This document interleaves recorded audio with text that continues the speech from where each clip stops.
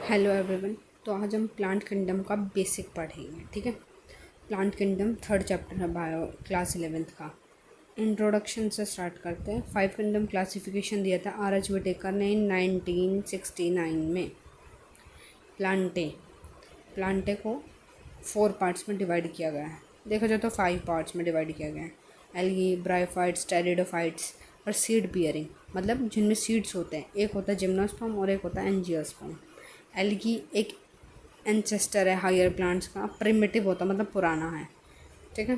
Bryophytes amphibian of plant kingdom कहते हैं इन्हें। Pteridophytes snacks of plant kingdom.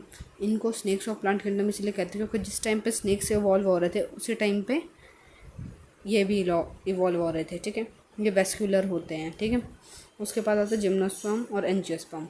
Angiosperm में डाइकोट और मोनोकोट दोनों होते हैं। इसमें कुछ टर्म्स हैं जो इम्पोर्टेंट है, जो बार बार यूज़ की जाएंगे। जिसका पहला है phylogenetic classification system. Classification is based on evolutionary relationship between organism, मतलब जिसमें एवोल्यूशन के बारे में डिस्कशन किया गया, उन रिलेशनशिप के बारे में डिस्कशन किया गया।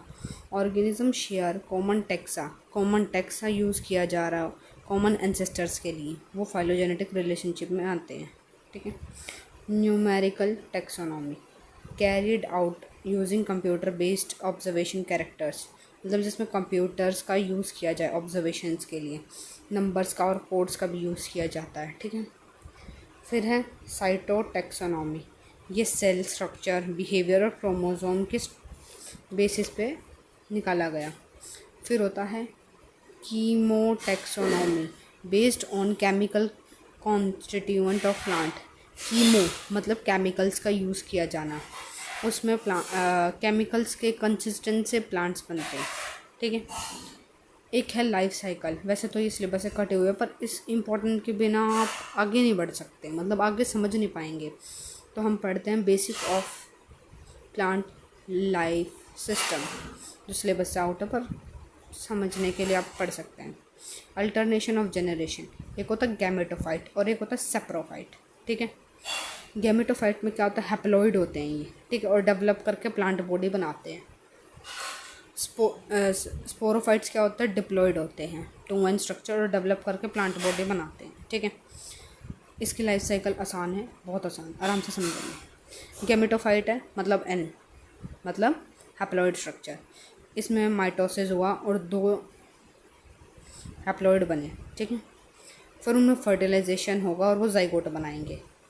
फिर जाइगोट अगर डेवलप करेगा और स्पोरोफाइट बनाएगा। ठीक है। स्पोरोफाइट हो गया डिप्लॉइड। फिर उसमें मियोसिस होगी और हैप्लॉइड स्पोर्स बनेंगे। ठीक है। फिर वही हैप्लॉइड स्पोर्स जर्मिनेट करके फिर गैमेटोफाइट बनाएंगे। ठीक है। अगला है type of gametes, isogamous, anisogamous और ओगैमस, 3। ठीक है। Male and female gametes appear similar, मतलब सेम साइज़ के होते हैं और काम भी उनका लगभग सेम ही होता है। मोटाइल होंगे तो क्लिमैनोडोमांस, एग्जाम्पल बहुत इंपॉर्टेंट, आपको याद करना पड़ेगा। और नॉन मोटाइल में आते हैं स्पायरोगायरा। ठीक है। एनाइसोगैमस होता है female and male gamete appear different, मतलब डिफरेंट होते हैं। स्ट्रक्चर अलग अलग हो सकता है, कोई बड़ा हो सकता है, कोई छोटा हो सकता है। सम क्लिमैनोडोमांस और विडोरिना। ठीक है। ओगैमस होता है हमारा, मतलब ह्यूमंस में जैसे होता है कि जो फीमेल है उसका एक लार्ज होता है और इमोटाइल होता है, और मेल का स्पर्म जो होता है वो स्मॉल होता है और मोटाइल होता है। एग्जाम्पल है वॉल्वॉक्स और फ्यूकस। ठीक है।